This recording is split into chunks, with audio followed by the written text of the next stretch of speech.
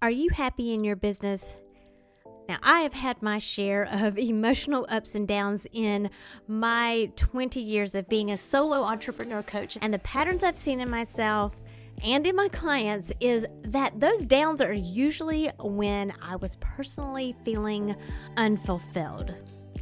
Sometimes it was because a launch that flopped, and sometimes it was just life and had nothing to do with business.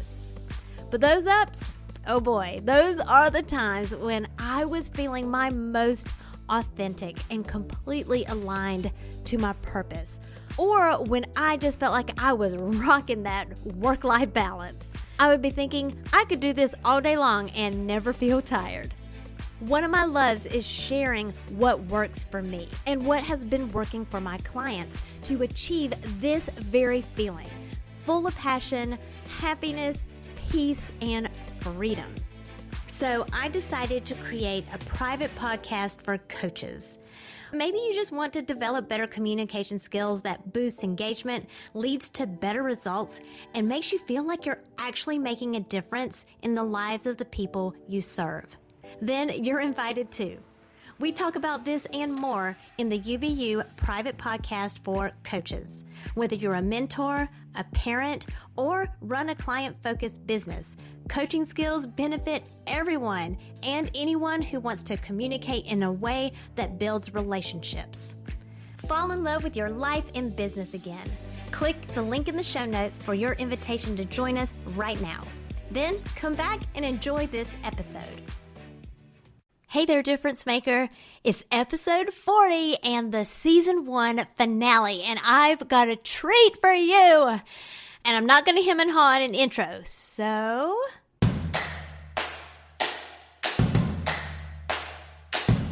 it's time to stop comparing yourself to others and plug in to what is uniquely you. Welcome to Unbox Your Personality, the podcast for coaches, parents, and mentors like you who understand that your happiness makes you more effective at what you do, bringing out the best in others. I'm Jen Higgins, personality strategist and Enneagram fluff remover. Get laser focused on who you are and who you aren't, so you're free to make the impact you were born to make. And have fun doing it. Your personality is your business, so let's get down to business. 2021 has been both a crazy and an incredible year for me and my business. I wanted to go through just a little recap of my journey. Back in March of 2020, when the pandemic started, I moved my coaching practice online. What was originally, quote, life and business coaching turned almost exclusively into Enneagram coaching. It was what was popular at the time. I started the Facebook group, Unboxing Your Enneagram, and started a live show that's called Jen and the Enneagram, or Jenneagram, as some of my early followers like to say. Now, I was just thinking that this was just going to be a temporary side thing that I was doing, just to pass the time during the pandemic. But it actually became a lot more popular than I had expected. And honestly, it was a lot of fun. I hosted a couple of challenges and workshops inside of the group, which eventually led to this podcast in January of this year, 2021. And the podcast brought so many opportunities to meet people, to meet new people and discover more about their different personalities and how the different Enneagram types behave, even within an Enneagram type. It also gave me the opportunity to be a guest on other people's podcasts and be a guest speaker and teacher for groups that are interested in learning more about personality and the Enneagram. And this really paved the way for the UBU Coach Certification Program. And this program just went through its beta testing during this past year, 2021. And the UBU are actually letters, UBU, which is short for Unbox University. Isn't that cool? It's a personality development school for leaders. And by leaders, I mean business owners, coaches, educators, mentors, any kind of service careers where relationships with humans are involved. But this new brand for my business is going to be officially grand opening in February of 2022 with a fresh new look. And I mean, honestly, you've probably already seen it on my website because the 7 of me just couldn't wait to put it out there.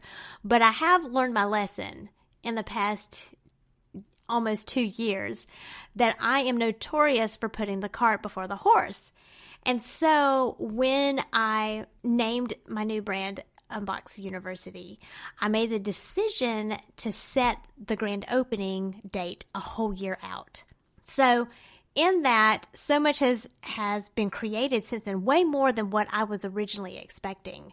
So even on top of the program, I've released a couple of courses, and I've also started the UBU Mastermind.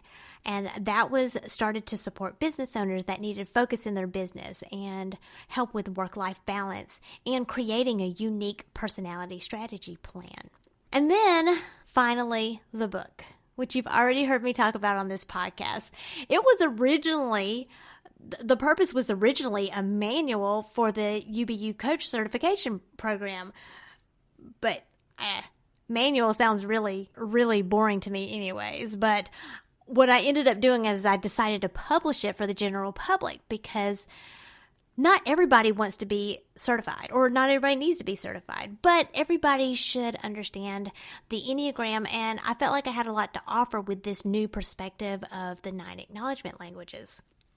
So what I've done for this finale is I've put together a montage of sound bites from past podcasts and interviews and masterclasses that I've either participated in or I hosted during the past year that really reflects the message of my book and the intention for starting Unbox University to serve difference makers like yourself. Have a listen. So I want to hear more about that. So tell us more about just your approach to that nurture and nature, because you said that when we're born with that nature part of us, there's part of that that's always going to be there. So how do you use that with your students and your clients? So the way that I explain it is that it's like it's inborn in you. It's ingrained in you. It's like when you were born, you were given a gift box, your personality gift box. That's where I get the unboxing. Mm-hmm. And inside that box were all of the tools that you needed to navigate your world in order to survive. Because that's what our personality is designed to do. Our personality is designed to help us survive. So I didn't mention this, but I do have my own definition of personality. If you look it up, I think it says, a set of behaviors about your emotions and like other things. So I add on to that to bring purpose to personality. So your personality is a set of behaviors that serve as coping strategies to get what you want or avoid what you don't want. And so it's basically survival. And that is what our primitive brain is wired to do. It's wired to self-protect, to make sure that we can survive the wild, our animal instincts. And understanding my personality really just gave me permission to be myself and to be very comfortable in my own skin. I love that last line. I think that's my favorite, is understanding your personality gives yourself permission just to be who you are, because we are each unique. And if we just unbox it, right? If we don't need to compare ourselves to or try to fit into a certain crowd, because if we are just ourselves, then the people that are attracted to us, and we will attract the people that belong in our community.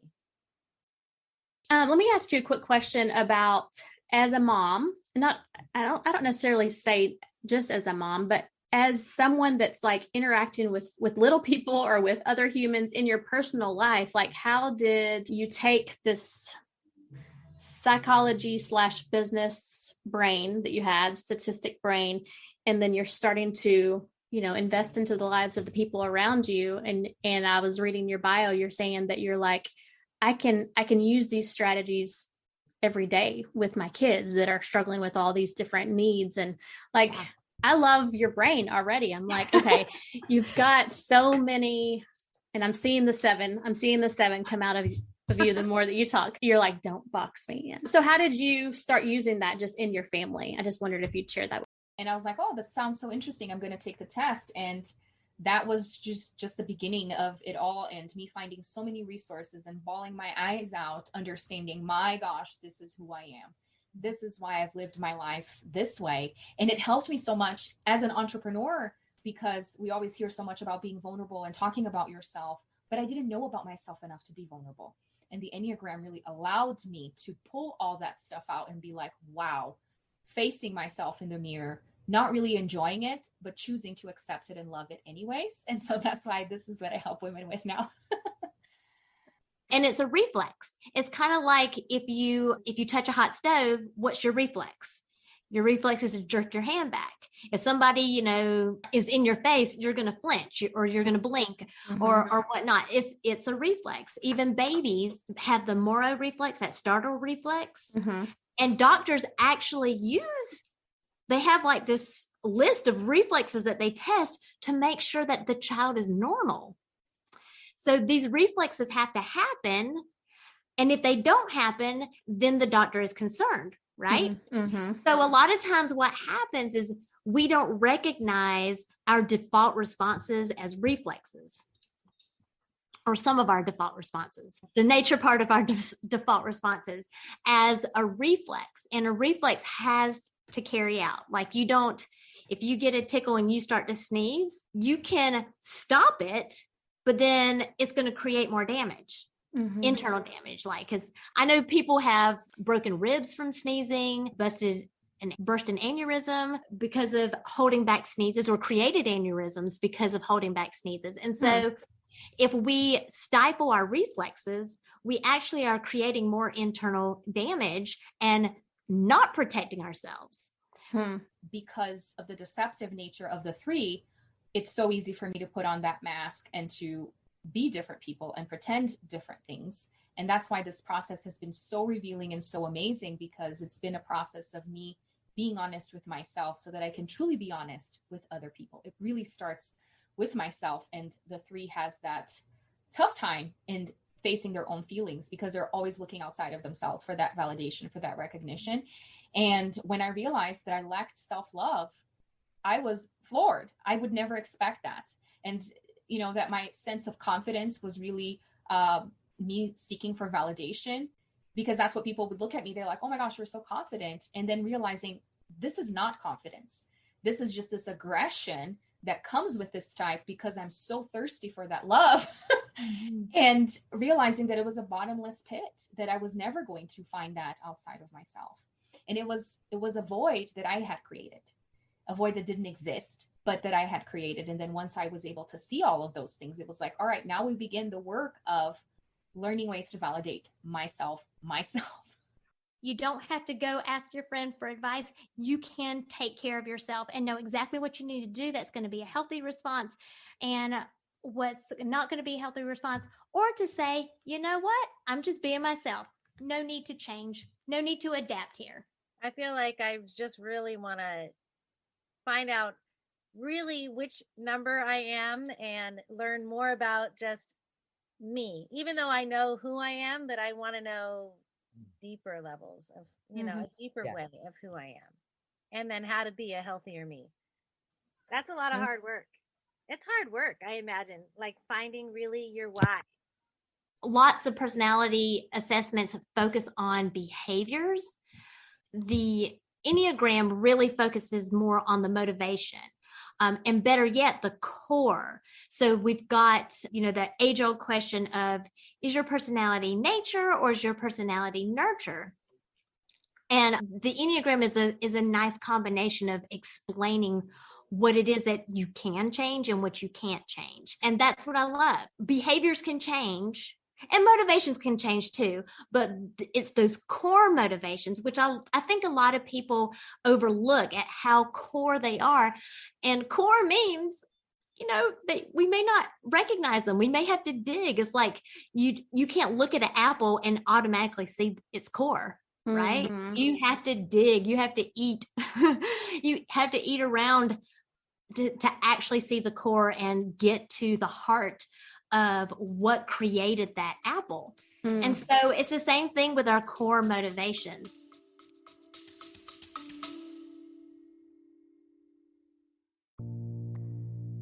Are you feeling a bit disappointed that you haven't finished that project yet?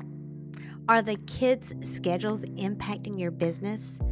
Or are the demands of your business affecting your relationships at home? Maybe you need a magic formula for that work-life balance before your fire gets so dim or it completely burns out. I've been there. There was a point in my life where I was juggling 2 businesses and homeschooling and had personal health issues. There was barely time to even connect with myself, much less connect with my husband. When I was finally officially diagnosed with ADHD, I felt like that explained everything. I had a new perspective and started approaching things in a new way. So I created a guide containing 20 tips that I personally use, and they have worked for me for helping me stay on course with my goals. Now, you might not have ADHD, but I bet you can relate to having a million distractions during the day. So if you're ready to stop procrastinating or stop being hard on yourself for missing yet another deadline, self-imposed or not, go ahead and download the guide at powercoachjen.com. If you just find one tip from the list that helps you move forward today, you will be so glad you took the time to read it. Go to powercoachjen.com and download the guide right now.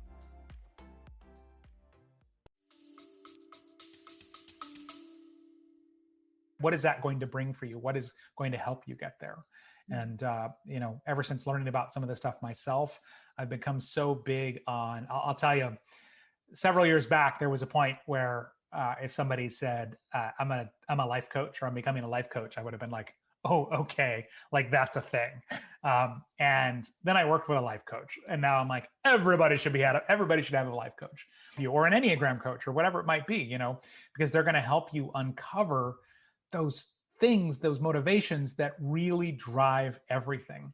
And it's so powerful. None of us are anywhere near the potential of a person that we could be, and to have the things that we want. And this stuff is so rooted in smart psychology. This isn't like a gimmick book where it's like, write it down and it will happen, that kind of thing. As my life kind of evolved, and I ended up leaving teaching a few years ago, unfortunately, because I ended up getting really sick. And part of it was because, I didn't know what I didn't know about stress. I had all of these things in place to like what I thought was self-care. I've always had my time at the barn, my time riding, my time with my friends. I've always had like what I thought was a very good balance between work and personal life. But looking back, I wasn't really truly processing stress. And it wasn't until my daughter was born in 2012, she was born 2 months early. And so the trauma of everything around that, like it was like picture perfect pregnancy until like it wasn't.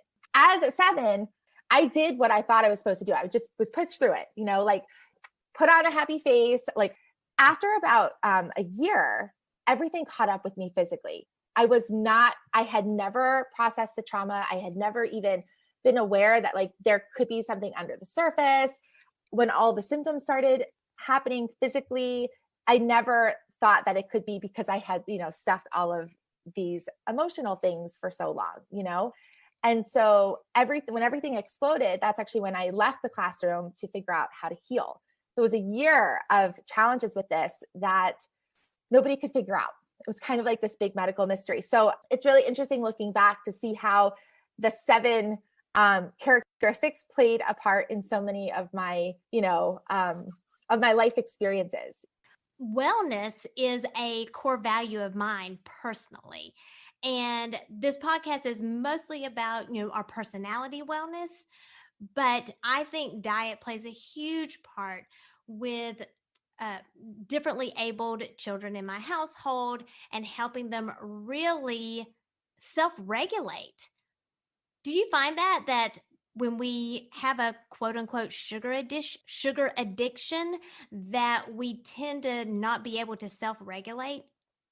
Yes, and that can be explained chemically and neurologically, but we don't tend to think in those terms when we're in the grips of sugar addiction and all the energy crashes that we have, and then we're like, by 10 in the morning, you've got an energy slump, and then you reach for something to get the energy boost, and it's this up and down all day, every day, and getting rid of that has meant that it means that they can concentrate on other stuff than just dealing short term with the ups and downs of their energy or of their cravings or whatever.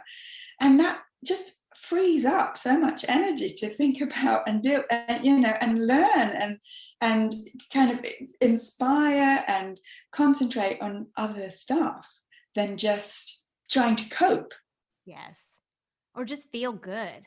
Yeah, I think when you're in the grips of just trying to cope, you're not even in the feeling good place yet. You're just in the can I please feel less crappy stage, and can I just please not feel bad, just feel normal.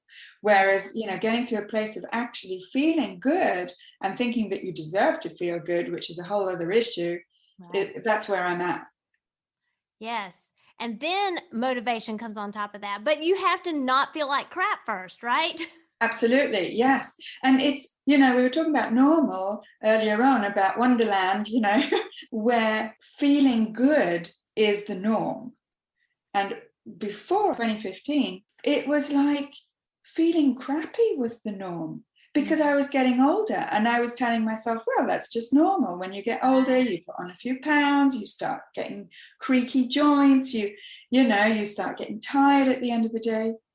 But as I'm getting older, I'm actually feeling better.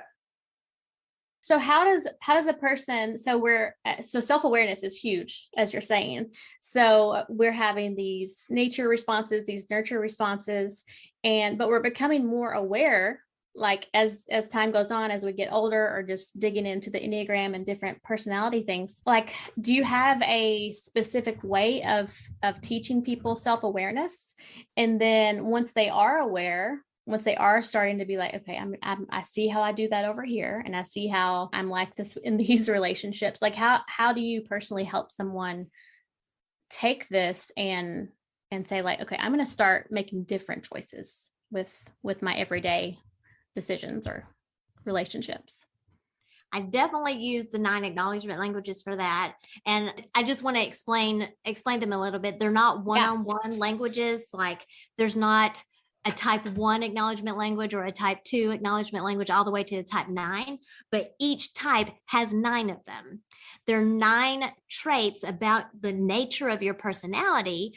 And they're also 9 starter points of what you can develop and accept inside of you, especially for a type 9. So I'm specifically talking about a type 9 right now, because type 9 struggle with that self-awareness and really understanding who they are at their core and where they come from. They're looking at the evidence, and we all do that. We're looking at the evidence, but getting overwhelmed by the evidence and not really being able to make those connections. And so what I love about the 9 acknowledgement languages, particularly for type 9s, is it's a shortcut. It's a shortcut to say, here's what's happening at your core. And don't take my word for it. It's based off of the Enneagram. What I believe that each and every one of us is born on purpose and for a purpose. None of us are an accident. None of us are an oopsie of any kind, to God. And we all have this purpose for our lives but it can be in the moments. It can be right now. Like, there is a purpose for you right now, cleaning up the milk that spilled, or whatever that looks like. I really believe that we can live with purpose even when it's not what we aspire to. But I also believe that we are given aspiration. And I think that both can be true throughout our lives at every moment. We can get lost in the vision because we don't have clarity, but clarity comes with purposeful movement, like you said, like moving forward with a faithful step in whatever that looks like in the moment. And it can feel really mundane. It can feel like, oh, this isn't going to lead anywhere, but God is moving in that. That's what I believe. So I completely agree. Type 1s and maybe some other types can resonate with this too. We leave out living life on the way there, that life is going to happen as we move, and that things are going to come in and life is going to shift. And the vision I think that God gives us is often to lead us to the next fork in the road. And it's to lead us to where he can then move us. Because if we don't start here, we're never going to get to that intersection. We're never going to get to that next place where God can say, oh, actually, you thought it was this, but I was just leading here so you could see that ridge over there. And so I think that if we get lost in the vision, we get frustrated with life right now, and it can trip us up and keep us from actually moving where God wants us to be. Let me quickly summarize the points that were made in the montage. First, your personality is a gift that you were given when you were born, with all the brain tools to help you survive and interact in the world. And so many layers of coping behavior start hiding who you are at your core and start creating this mask that sometimes even fools yourself. You look in the mirror and you see the mask instead of actually seeing yourself. And you can be convinced that you really do know yourself, but often it's just on a surface level or maybe just below the surface. But really being able to identify your core needs, the survival needs, will allow you to acknowledge what your personality is unconsciously craving. That validation that too often we're looking outside of ourselves to find instead of digging deeper. Everybody has core survival needs, and each personality needs them fulfilled in a very unique way. And I don't know the answer to this question, but why are humans the only species in the animal kingdom that will ignore their survival instincts? Ouch. The 9 acknowledgement languages, both the course and also the concept that I outline in the book, which is also the foundation of the UBU Coach Certification Program, it allows you to be intentional and not get lost in the vision, as Kim shared with us in the montage.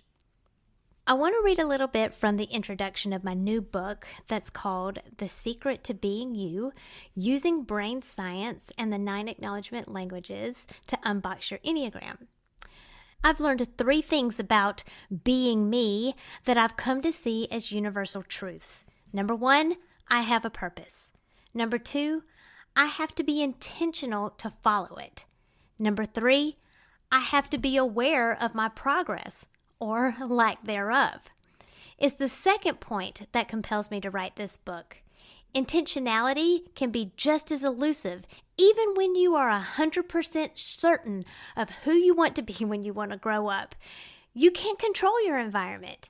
You can't rely on your environment to support your intentions 100% of the time. More importantly, how can you be confident of who you truly are as opposed to who you were raised or nurtured to be?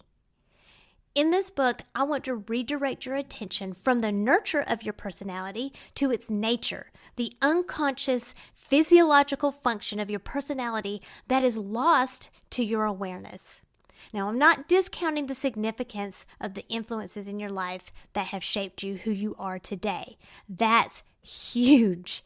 If I had never been in those car accidents, would I be who I am now? No. I'll stop there. For season 2, I'm bringing back these lovely podcast hosts from the montage to join me as we discuss the book to help you implement the concepts into your life.